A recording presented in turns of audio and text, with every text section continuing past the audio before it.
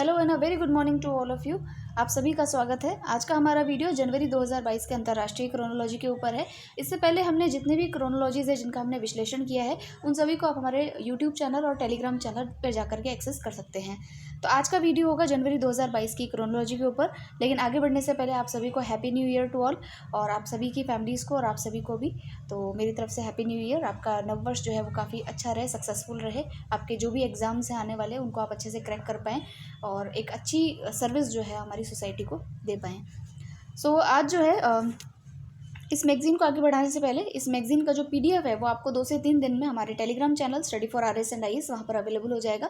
तो आप उस चैनल को ज्वाइन कर सकते हैं या फिर आप उसको जो है रेगुलर एक्सेस कर सकते हैं ताकि आपको पीडीएफ मिल जाए। और पीडीएफ के अलावा मैं ये कहूँगी कि आप इसका जो फिजिकल फॉर्म है उसको ख़रीद लें। इसमें जो है कुछ डायरेक्शंस दिए हुए हैं कि किस तरीके से आप इसको जो है बाई पोस्ट भी मंगा सकते हैं, तो आप उसको चेकआउट कीजिएगा। उस पर भी मुझे लगता है एक वीडियो बनाना पड़ेगा क्योंकि कई लोग हैं जो मैगज़ीन को पसंद करते हैं लेकिन उनके पास फिजिकल फॉर्म में मंगाना भी चाहते हैं लेकिन मिलती नहीं है आसपास में। तो बाय पोस्ट कैसे होता है उसका मैं आपको जो है पूरा प्रोसीजर बता दूंगी। तो आगे हम चलते हैं आज हमारे वीडियो में, देखते हैं कि क्या नई खबरें हैं इस बार। तो सबसे फर्स्ट पेज की जो न्यूज़ है वो है साहित्य अकेडमी अवार्ड्स की। साहित्य अकेडमी अवार्ड्स काफ़ी इंपॉर्टेंट है। तो देखिए, साहित्य अकेडमी अवार्ड जो है ये 1954 में स्टार्ट हुए थे और साहित्य के क्षेत्र में, लिटरेचर के क्षेत्र में ये दूसरे सबसे बड़े अवार्ड है। ये ध्यान रखिएगा, दूसरा सबसे बड़े अवार्ड है, सेकंड। तो पहले कौन से हैं? तो पहला जो सबसे बड़ा अवार्ड होता है वो ज्ञानपीठ अवार्ड होता है। ये है सेकंड मोस्ट जो है ऑनर्ड जो अवार्ड है लिटरेचर के फील्ड में, वो ये है। कौन सा? साहित्य अकेडमी अवार्ड। तो देखिए, ये जो है 24 भाषाओं में मिलता है। 24 भाषाएं कौन कौन सी है? तो 22 भाषाएं तो अपने जो संविधान में उल्लिखित हैं वो। तो इसमें जो है 24 जो भाषाएं हैं उनको जो है सम्मिलित किया जाता है। उसके क्षेत्र में जो साहित्यकार अच्छा कार्य करते हैं उनको ये अवार्ड मिलता है। तो आप जानते हैं 22 भाषाएं तो वो है जो संविधान में उल्लिखित है 8वीं अनुसूची में। उसके अलावा इंग्लिश और राजस्थानी, इन 2 भाषाओं के अंदर भी ये पुरस्कार जो है वो दिया जाता है। तो ये हमको ध्यान रखना है। तो अब देख लेते हैं कि ये पुरस्कार जो है किन किन लोगों को मिला है, किस किस श्रेणी में मिला है। मेरे हिसाब से हिंदी, इंग्लिश और राजस्थानी जो लैंग्वेज है उसको आप थोड़ा सा ध्यान में रखेंगे कि किसको अवार्ड मिला है, और उसके अलावा जो है आप जनरली एक रीड आउट कर सकते हैं। तो देखिए, हिंदी के लिए दया प्रकाश सिन्हा को उनके नाटक सम्राट अशोक, अंग्रेज़ी के लिए नमिता गोखले को उनके उपन्यास थिंग्स टू लीव बिहाइंड, और बंगाली के लिए बत्से बासु को उनके नाटक मीर जाफ़र ओ अनन्य। ठीक है, तो इनको ये अवार्ड मिला है। उसके अलावा अगर हम देखें यहाँ पर, तो यहाँ देखिए आप, राजस्थानी साहित्य के लिए जो मिठेश निर्मोही है उनको उनके कविता संग्रह जिसका नाम है मुक्ति, ठीक है, उसके लिए ये अवार्ड मिला है। और संस्कृत के लिए अगर देखें तो विंध्येश्वरी प्रसाद मिश्र विनय, उनको कविता संग्रह सृजति शंखनाद किल, इनके लिए जो है ये अवार्ड मिला है। उसके अलावा देखिए, ये जो साहित्य अकादमी अवार्ड होता है ये 2 अन्य कैटेगरीज में और मिलता है। एक तो होता है बाल साहित्य पुरस्कार, ठीक है, बाल साहित्य यानी जो बाल साहित्य लिखते हैं उन साहित्यकारों को ये अवार्ड मिलता है। एक होता है युवा साहित्यकार अवार्ड, तो जो युवाओं से रिलेटेड जो लिखता है उसको ये अवार्ड मिलते हैं।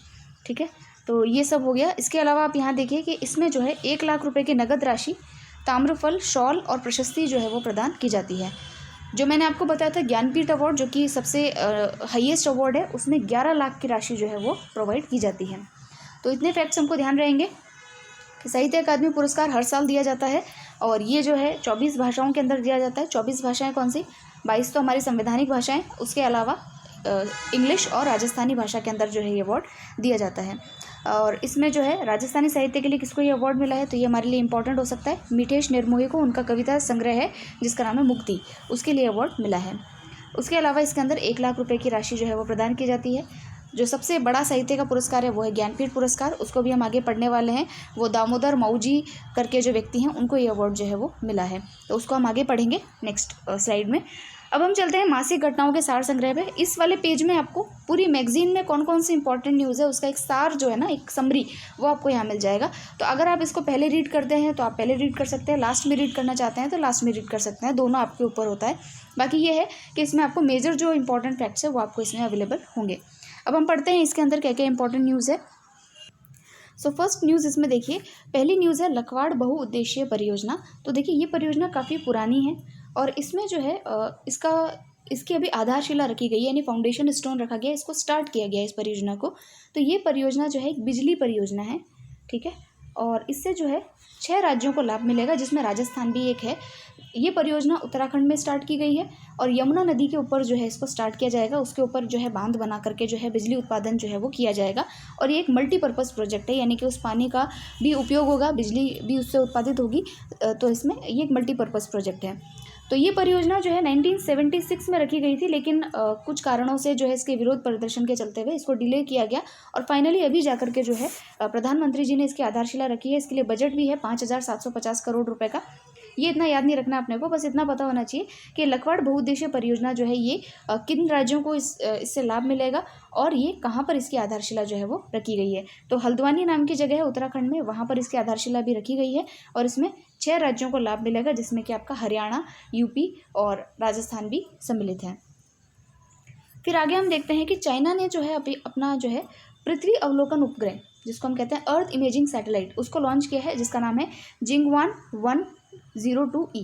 ठीक है, ये इंपॉर्टेंट इसलिए है क्योंकि इस बार RS वाला जो एग्जाम था उसमें चाइना का एक सैटेलाइट था, उसको लेकर के क्वेश्चन पूछा था कि किस टाइप का सैटेलाइट वो है। तो इस प्रकार के क्वेश्चन पूछ लिए जाते हैं, तो आपको ध्यान होना चाहिए। फिर देखिए, अमेरिका की सेना और जो आपके बांग्लादेश की सेना है, उन्होंने बंगाल की खाड़ी के अंदर बे ऑफ बंगाल में एक ऑपरेशन जो है वो कंडक्ट किया, जिसका नाम है कैराट। इसका फुल फॉर्म है cooperation afloat readiness and training. Cooperation afloat readiness and training. तो ये किसके द्वारा हुआ जो है कंडक्ट किया गया है?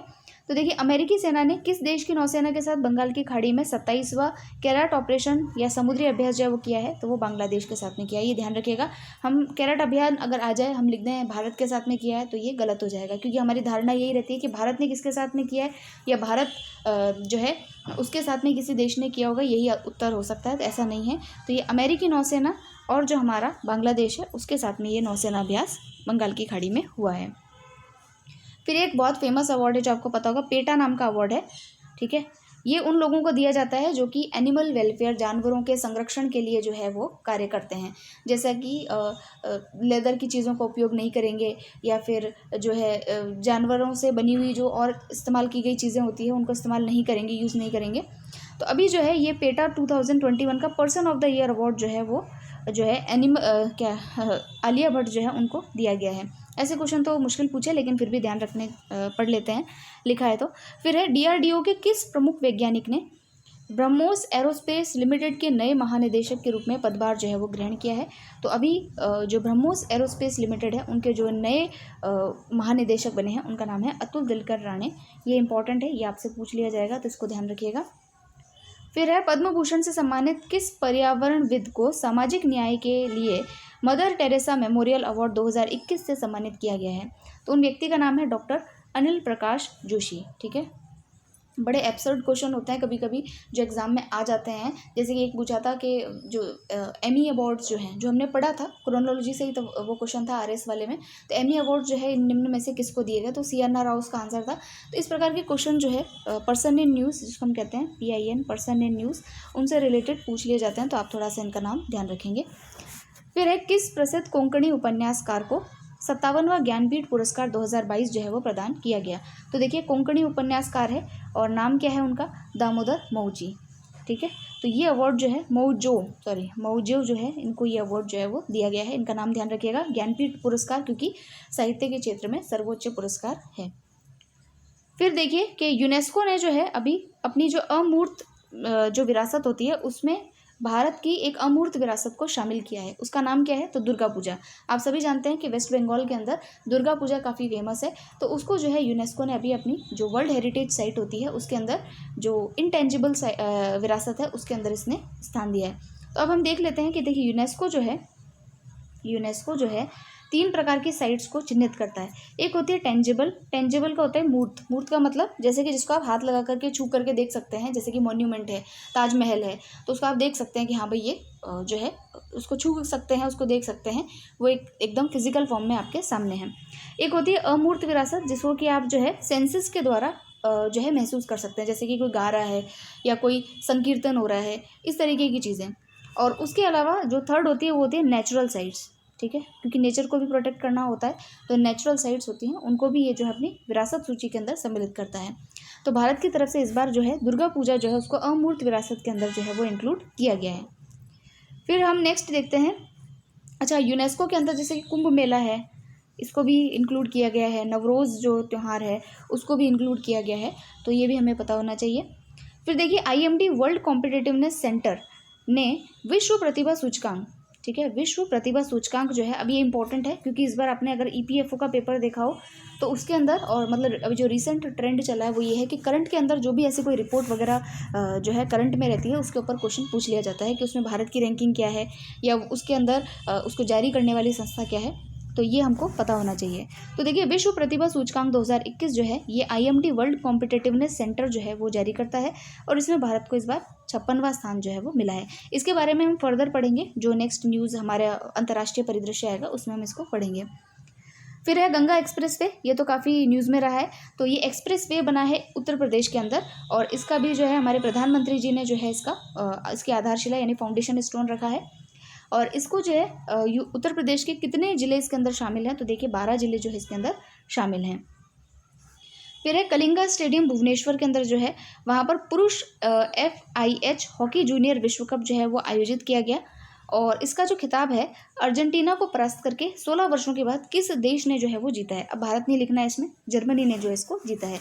तो ये हमको पता होना चाहिए कि पुरुष FIH हॉकी जूनियर विश्व कप जो है, जो कि अपना उड़ीसा के अंदर हुआ था, इसमें किस देश को पराजित करके कौन विजयी रहा, तो अर्जेंटीना को 16 वर्ष के बाद पराजित करके जर्मनी जो है इसके अंदर विजेता रहा है। सॉरी, अर्जेंटीना ने किस देश को पराजित किया है, तो अर्जेंटीना ने जो है जर्मनी को पराजित करके इस अवार्ड को जीता है। फिर है न्यूक्लियर थ्रेट इनिशिएटिव और Johns Hopkinson center for health security ने वैश्विक स्वास्थ्य सूचकांक, याद रखिएगा ये है वैश्विक स्वास्थ्य सूचकांक, किसने जारी किया है, न्यूक्लियर थ्रेट इनिशिएटिव और जॉन हॉपकिंसन सेंटर, इन्होंने इसको जारी किया और इसमें शीर्ष देश जो है वो किसको नामित किया है, तो वो अमेरिका यानी USA को जो है इसके अंदर नामित किया है। ये इंपॉर्टेंट है। फिर नेक्स्ट देखिए भारत और मालदीव के बीच किस नाम से सैन्य अभ्यास का 11वां संस्करण मालदीव के कड़गू द्वीप के अंदर जो है वो आयोजित हुआ है, तो वो है एक्स एक्वेरियन नाम का जो है सैन्य अभ्यास हुआ है और किसके बीच में हुआ है, भारत और मालदीव के बीच में, और हुआ कहाँ पर है, मालदीव के कड़गदू द्वीप के अंदर जो है वो आयोजित किया गया है। तो ये भी इंपॉर्टेंट है, पूछ लिया जाएगा कि आपसे कि एक्सरसाइज एक्वेरियन इसको बोलेंगे, एक्सरसाइज एक्वेरियन, ठीक है। ये किन दो देशों के बीच में है, तो भारत और मालदीव के बीच में है। कहाँ हुआ है, तो कड़गदू द्वीप जो है मालदीव का, वहाँ पर इसको आयोजित किया गया है। फिर देखिए एक तेज गेंदबाज है जिनका नाम है जेम्स एंडरसन, इनका संबंध किस देश से है जिन्होंने टेस्ट क्रिकेट में 100 बार नॉट आउट रहने का रिकॉर्ड जो है वो 2021 में बनाया है, तो ये इंग्लैंड के जो है गेंदबाज है, तेज गेंदबाज है, फास्ट बॉलर हैं। फिर नेक्स्ट आर्टिकल देखिए, नेक्स्ट न्यूज़ देखिए, तो देखिए स्पेन के अंदर एक जगह है जहाँ पर बैडमिंटन प्रतियोगिता हुई है जिसको कि बैडमिंटन वर्ल्ड कप कहा गया है, BWF विश्व चैंपियनशिप। इसके अंदर पुरुष एकल का खिताब किसने जीता है, तो लो कीन यूव, ये सिंगापुर के खिलाड़ी हैं, इन्होंने जो है ये अवार्ड जीता है।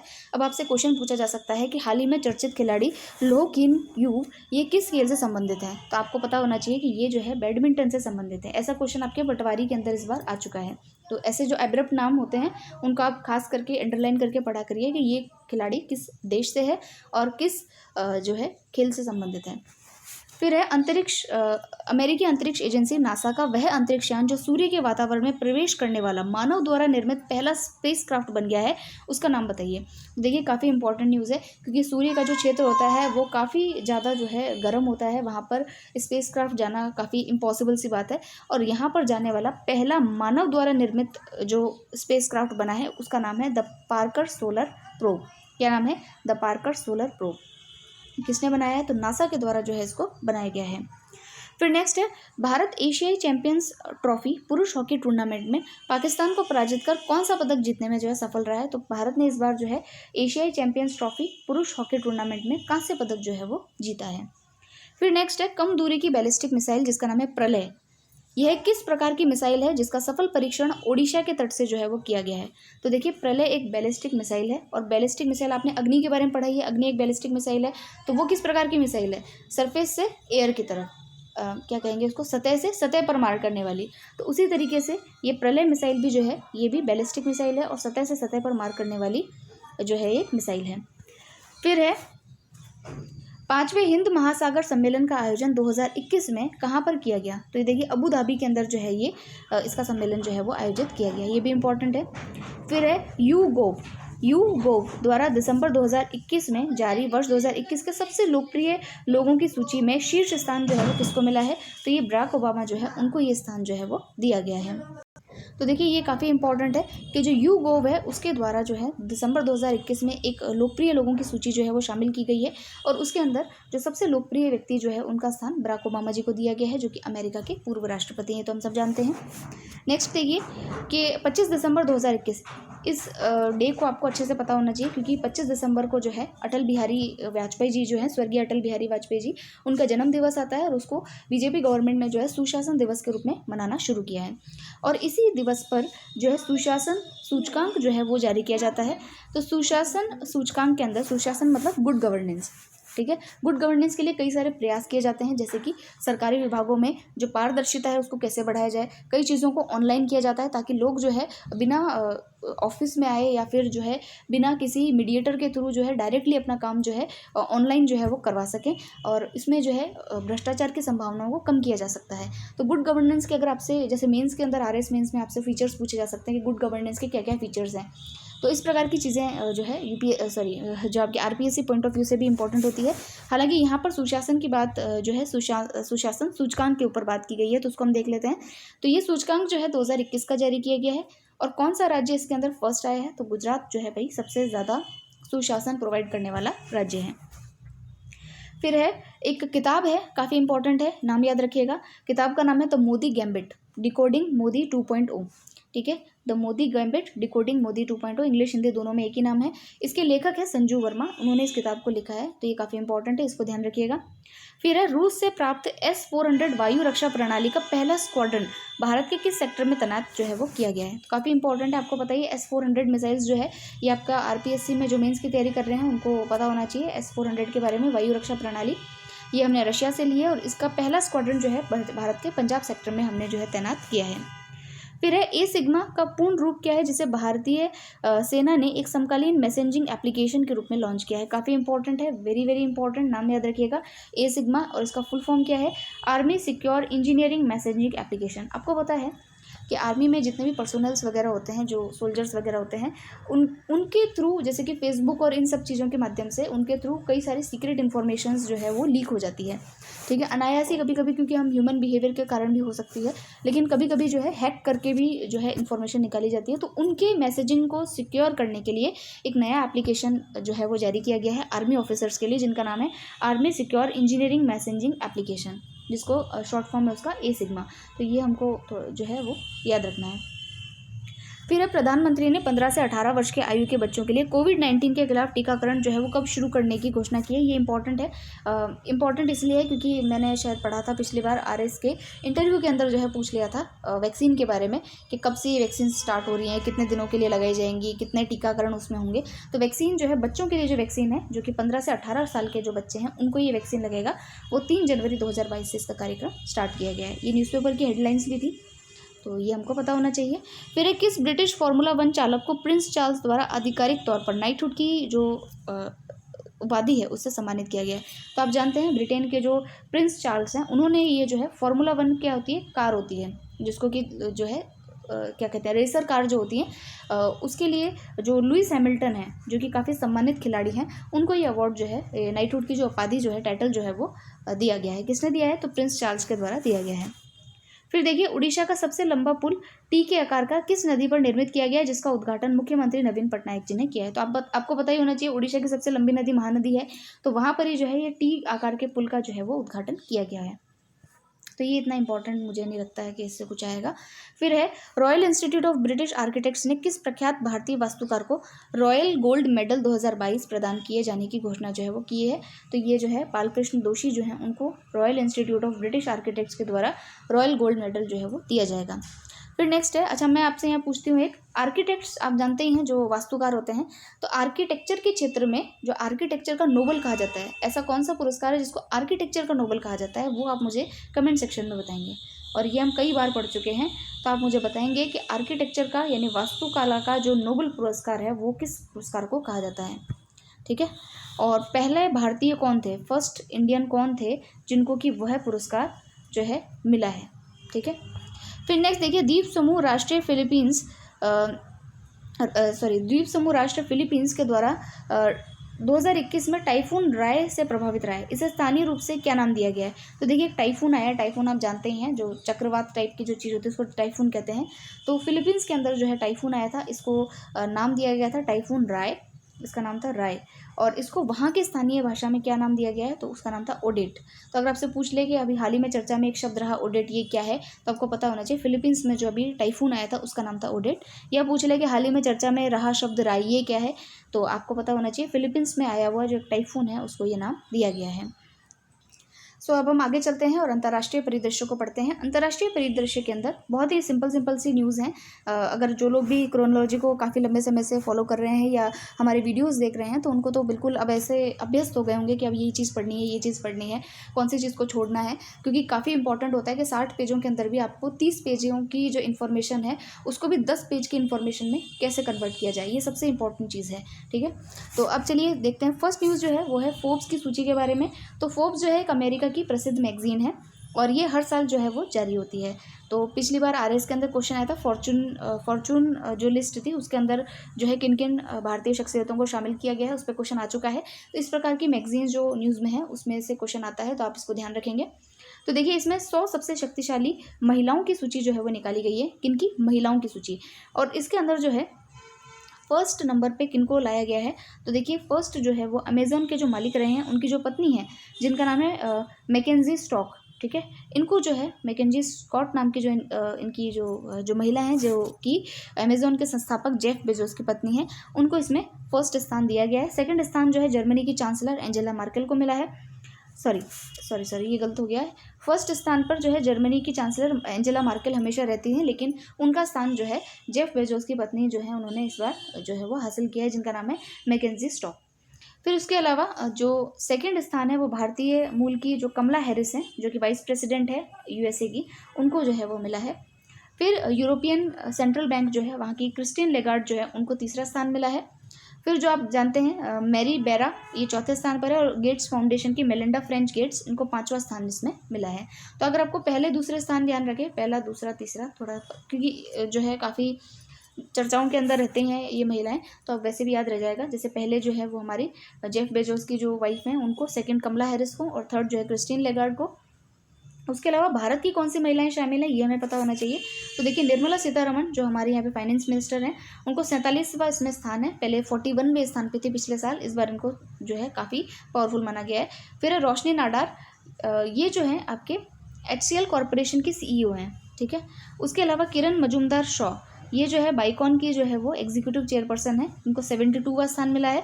फिर फाल्गुनी नायर, जो कि नायका नाम की जो फैशन कंपनी होती है उसकी मालकिन है, 88वां स्थान इनको जो है वो दिया गया है।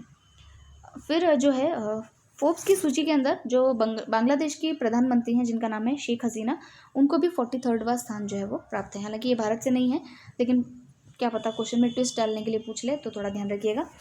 फिर है एशिया पावर इंडेक्स, इसको देखते हैं।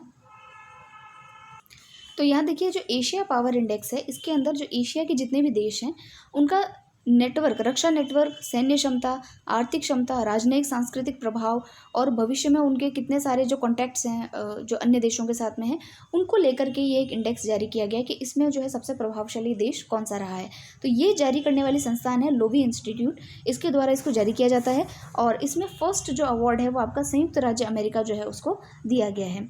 ठीक है, तो देखिए, एशिया पावर इंडेक्स 2021 में रक्षा नेटवर्क, सैन्य क्षमता, आर्थिक क्षमता, संबंधों, राजनयिक सांस्कृतिक प्रभावों तथा लचीलेपन और भविष्य के संसाधनों जैसे विषयों के 131 संकेतकों के आधार पर एशिया में अंतर्राष्ट्रीय शक्ति का जो है वो मूल्यांकन किया जाता है। ठीक है, तो इसमें सारे विश्व के जो देश हैं उनको सम्मिलित किया जाता है। तो यहाँ देखिए कि अमेरिका जो है इसमें टॉप स्कोर के साथ में फर्स्ट स्थान पर है, और भारत जो है इसमें चौथे स्थान पर जो है वो इसको जो है वो दिया गया है। फिर देखिए, यहाँ पर भारत की स्थिति के ऊपर कुछ इनकी टिप्पणी है वो देख लेते हैं। तो उन्होंने कहा है कि भारत में देखिए, कोरोना वायरस महामारी और लॉकडाउन के कारण इस वर्ष एशिया पैसिफिक क्षेत्र में भारत की पकड़ जो है वो ढीली पड़ी है। भारत को वर्ष 2020 की अपेक्षा इस वर्ष 2 अंकों का नुकसान भी उठाना पड़ा है, और भारत अपने नकारात्मक पावर गैप स्कोर के कारण इस क्षेत्र में पहले की अपेक्षा कम प्रभाव जो है वो डाल रहा है। ठीक है, संस्थान के पावर गैप इंडेक्स में भारत का स्थान नेपाल और श्रीलंका से नीचे है। इसके बावजूद भारत ने भविष्य के संसाधनों के माप पर सबसे अच्छा प्रदर्शन जो है वो किया है। तो ये हमको थोड़ा पता होना चाहिए कि जो है एशिया के अंदर जो सबसे अच्छी पकड़ वाला देश है वो अमेरिका है और भारत इसके अंदर चौथे स्थान पर है। ठीक है, उसके अलावा जो हमारा स्कोर है वो भी इसमें दिया हुआ है, लेकिन वो इतना इंपॉर्टेंट नहीं है। नेक्स्ट हम देखते हैं वैश्विक स्वास्थ्य सूचकांक। ये काफ़ी इंपॉर्टेंट है, वैश्विक स्वास्थ्य सूचकांक। इसको जारी करने वाली संस्था है न्यूक्लियर थ्रेट इनिशिएटिव और Johns Hopkinson center for health security. ये इंपॉर्टेंट है, इसको आप अच्छे से याद कर लीजिएगा किसके द्वारा इसको जारी किया जाता है। इस सूचकांक में 195 देशों को सम्मिलित किया गया है और सबसे जो टॉप स्थान है वो दोबारा से अमेरिका ने ही प्राप्त किया है। आपको पता है कि पिछले वाले आर्टिकल एशिया पावर इंडेक्स में फर्स्ट स्थान किसने हासिल किया? अमेरिका ने। उसी प्रकार से जो ये वाला जो ग्लोबल हेल्थ सिक्योरिटी इंडेक्स है इसके अंदर भी संयुक्त राज्य अमेरिका ने पहला स्थान प्राप्त किया है। इसमें देखिए कि 6 श्रेणियां हैं और 37 जो है सूचकांक है और उसमें कई सारे सूचकांक जो है वो सम्मिलित किए गए हैं। और इसके अंदर जो है भारत जो है, भारत सहित उच्च मध्यम और निम्न आय वाले 101 देशों के प्रदर्शन में वर्ष 2019 के बाद जो है वो गिरावट देखने को जो है वो मिली है। तो हम आगे इसमें देखते हैं कि भारत की स्थिति इसके अंदर क्या रही है। भारत को जो है इसके अंदर 66वां स्थान जो है वो प्राप्त हुआ है। 66 पोजीशन जो है वो इंडिया को इसमें देखने को मिली है। ठीक है, और ये जो है अपने जो पड़ोसी देश हैं जैसे कि बांग्लादेश है, श्रीलंका है, मालदीव है, उन्होंने भी अंकों में सुधार किया, लेकिन भारत का जो सुधार है वो काफ़ी इसमें खराब रहा है। सो नेक्स्ट आर्टिकल जो है वो हम देखते हैं। हाँ, यहाँ पर आप देख सकते हैं कि हमारे जो पड़ोसी देश हैं उनकी क्या स्थिति इसके अंदर रही है, कौन से स्थान पर वो रहे हैं। सबका नाम आपको ध्यान नहीं रखना है, भारत का पता होना चाहिए। भारत को 66 पोजीशन जो है वो इसमें मिली है। फिर है भारत अंतर्राष्ट्रीय समुद्री संगठन परिषद में पुनः निर्वाचित हुआ है। तो ये हम देख लेते हैं, इंटरनेशनल मैरीटाइम ऑर्गेनाइजेशन यानी अंतर्राष्ट्रीय समुद्री संगठन क्या है और इसका क्या उद्देश्य है। तो देखिए भारत जो है अंतर्राष्ट्रीय समुद्री संगठन में इस बार सेकंड टाइम जो है इसका निर्वाचन जो है इसके अंदर हुआ है और 2022 से 2023 तक के लिए ये जो है इसके अंदर सदस्य रहेगा। ठीक है, अब देखिए इसमें जो है भारत का परिषद में पुनर्निर्वाचन जो है लंदन के IMO की 32वीं असेंबली में किया गया। इतना फैक्ट याद नहीं रखना है। भारत जो है 20 श्रेणी का राज्य है। 20 श्रेणी का राज्य वो राज्य होते हैं जिनका बहुत ज़्यादा इंटरेस्ट होता है समुद्री व्यापार में। ठीक है, जो समुद्री व्यापार होता है उसके अंदर जिन लोगों का बहुत ज़्यादा इन्वेस्ट होता है उनको जो है इस 20 श्रेणी के राज्यों के अंदर जो है वो रखा जाता है। ठीक है, तो इस 20 श्रेणी के अंदर भारत के अलावा Australia, Brazil, Canada, France, Germany, Netherlands वगैरह वगैरह देश भी जो है वो आते हैं। तो इतना पता होना चाहिए कि हमारा जो अंतर्राष्ट्रीय समुद्री संगठन है उसके अंदर भारत जो है सेकंड टाइम जो है यानी कि पूर्ण जो है वो इसके अंदर मेंबर के रूप में निर्वाचित हुआ है। फिर हमारी नेक्स्ट रैंकिंग है जिसको हम बोलते हैं वर्ल्ड टैलेंट रैंकिंग यानी कि विश्व प्रतिभा रैंकिंग। इसको IMD वर्ल्ड कॉम्पिटिटिव सेंटर के द्वारा जारी किया गया है और इसमें सबसे ज़्यादा प्रतिभाएं कहाँ पर है भाई? स्विट्ज़रलैंड में है। जो फर्स्ट स्थान है वो स्विट्ज़रलैंड को मिला है। तो विश्व की अर्थव्यवस्था में प्रतिभा को मापने के लिए विश्व प्रतिभा सूचकांक जो है वो जारी किया जाता है और इसके अंदर इस त्रिस्तरीय दृष्टिकोण में निवेश और विकास कारक, अपील कारक और रेडीनेस फैक्टर इन सबको जो है उनका मापन किया जाता है और इसके अंदर जो है स्विट्ज़रलैंड जो है वो फर्स्ट स्थान पर है। और इसके अंदर देखिए यूरोप के देशों का दबदबा रहा है। संयुक्त अरब अमीरात ने अरब जगत में अपना शीर्ष स्थान हासिल किया है और UAE इस वैश्विक प्रतिभा सूचकांक में जो है 23वें स्थान पर रहा है। और भारत जो है उसकी रैंकिंग में सुधार हुआ है। पिछली बार इसकी रैंकिंग जो थी वो थी 62nd और इस बार इसकी रैंकिंग जो है वो 56th है। तो ये हमको पता होना चाहिए कि टैलेंट वाले मामले में हम जो है 56वें नंबर पर हैं। फिर है नेक्स्ट जो सूचकांक है उसको देख लेते हैं, वो है world wide cost of living index. ठीक है, world wide cost of living index जो है वो इसको जो है इकोनॉमिस्ट इंटरनेशनल यूनिट जो है उसके द्वारा जो है वो जारी किया गया है और इसके अंदर शीर्षस्थ स्थान किसको मिला है? तेल अवीव जो कि इजराइल में है। ठीक है, तो देखिए इस सूचकांक के अंदर 173 वैश्विक शहरों में रहने की लागत को ट्रैक किया जाता है। भाई आप जयपुर में रह रहे हैं तो जयपुर में रहने की लागत आपकी 10,000 रुपये पर मंथ आ रही है, तो इस प्रकार से जयपुर किस श्रेणी में आता है, सस्ता है कि महंगा है, तो वही कॉस्ट ऑफ लिविंग इंडेक्स है। ठीक है, तो इसमें 173 देशों को जो है ट्रैक किया गया है। उसमें 200 से अधिक उत्पाद और सेवाओं को जो भी है उनकी कीमतों को भी जो है वो सम्मिलित किया गया है और फिर ये जो है सूचकांक निकाला गया है। तो इसमें आप देखिए कि जो है विश्व के सबसे महंगे शहर में तेल अवीव आता है, ये इजराइल का शहर है। फिर पेरिस और सिंगापुर आता है। पेरिस तो अपन सुनते हैं कि पेरिस जो है वो काफ़ी महंगा शहर है, लेकिन अभी जो टॉप में है वो तेल अवीव है। ठीक है, और उसके अलावा आप देखेंगे कोपेनहेगन, ये सब यूरोप के देश हैं। सबसे सस्ता शहर जो है वो आपका दमिश्क है जो कि सीरिया की राजधानी है। ठीक है, तो ये हो गया इसके अंदर। फिर नेक्स्ट हम देखते हैं, नेक्स्ट आर्टिकल हमारा जो है वो है G20 ट्रोइका में शामिल हुआ भारत। अब ये क्या है इसको देखेंगे। G20 ट्रोइका में शामिल हुआ भारत। तो देखिए ये जो ट्रोइका जो है, ये ट्रोइका क्या है इसको देख लेते हैं। तो देखिए भारत प्रमुख अंतर्राष्ट्रीय आर्थिक सहयोग मंच G20 के ट्रोइका G20 में सम्मिलित हुआ है। इसमें पहले से इंडोनेशिया और इटली भी शामिल हैं। और इसके अंदर देखिए जो है भारत 2022 के लिए G20 की अध्यक्षता भी संभालने की प्रक्रिया शुरू कर चुका है। तो ट्रोइका G20 के भीतर एक शीर्ष समूह है जिसमें वर्तमान, पिछला और आगामी अध्यक्ष देश शामिल होते हैं तथा वर्तमान स्थिति में इसमें क्रमशः इंडोनेशिया, इटली और भारत जो है वो शामिल है। ट्रोइका का उद्देश्य यह है कि प्रत्येक वर्ष जब एक सदस्य देश अध्यक्ष पद ग्रहण करता है तो वह देश पिछले वर्ष के अध्यक्ष देश और अगले वर्ष के अध्यक्ष देश के साथ में समन्वय जो है वो स्थापित करेगा। तो काफ़ी इंपॉर्टेंट चीज़ है कि ट्रोइका का G20 ट्रोइका का क्या मतलब है कि जो भी अध्यक्ष बनेगा, जो पिछली बार का जो अध्यक्ष देश बना था और आने वाले टाइम में जो अध्यक्ष देश बनेगा, उनके साथ में समन्वय यानी कोऑर्डिनेशन स्थापित करना इनका उद्देश्य है। ठीक है, फिर नेक्स्ट हम देखते हैं, नेक्स्ट इंटरनेशनल न्यूज़ में जो शॉर्ट न्यूज़ है उसको देख लेते हैं। तो शॉर्ट न्यूज़ में है, संयुक्त राष्ट्र महासभा द्वारा अंतर्राष्ट्रीय जो सोलर अलायंस है इसका जो है पर्यवेक्षक देश का दर्जा जो है वो प्रदान किया गया है। ठीक है, फिर जो है आप जानते ही हैं कि भाई जो ये इंटरनेशनल सोलर अलायंस है ये भारत और फ्रांस के द्वारा जो है वो मिलकर के इंडिया और फ्रांस के द्वारा मिलकर के इसको जो है स्थापित किया गया था। 2015 में इसको स्थापित किया था। गुरुग्राम के अंदर जो है इसका हेडक्वार्टर है। और इसी इंटरनेशनल सोलर अलायंस को यूनाइटेड नेशन जनरल असेंबली ने जो है पर्यवेक्षक यानी ऑब्जर्वर का स्टेटस दिया है यूनाइटेड नेशन जनरल असेंबली में। ठीक है, संयुक्त राष्ट्र संघ ने अपने यहाँ पर इंटरनेशनल सोलर अलायंस को किसका दर्जा दिया, पर्यवेक्षक का दर्जा जो है वो प्रोवाइड किया। तो ये काफ़ी इंपॉर्टेंट हो जाता है। फिर नेक्स्ट आर्टिकल देखते हैं। तो देखिए ये भी काफ़ी इंपॉर्टेंट है कि संयुक्त अरब अमीरात एक पहला ऐसा देश बना है पूरे विश्व का जिसने वीकेंड जो है वो 4.5 दिन का ही कर दिया है। ठीक है, 4 दिन का जो है वर्क डे वीक जो है इन्होंने बनाया है। ठीक है, 4.5 डेज ही आपको अब सप्ताह में काम करना होगा और इससे क्या होगा कि वर्क लाइफ बैलेंस जो है वो लोगों में बना रहेगा। तो अब जो है वर्किंग करने के लिए आपको सप्ताह में 6 दिन काम नहीं करना, अब तो 4.5 दिन ही काम करना है। ऐसा करने वाला UAE जो है विश्व का पहला देश बना है। तो ये भी इंपॉर्टेंट बात थी। तो इस बार जो है सारे आर्टिकल्स जो है लगभग इंपॉर्टेंट थे। आप इस मैगजीन को जो है वापस से पढ़िएगा। जो भी आपको चीज़ें अगर कुछ अलग लगती हैं या आपको कुछ दिक्कत हो तो आप कमेंट सेक्शन में पूछ सकते हैं। हम मिलते हैं नेक्स्ट वीडियो में जिसमें हम राष्ट्रीय परिदृश्य और आगे की न्यूज़ जो है उसको कंटिन्यू करेंगे। Thank you very much, all the very best.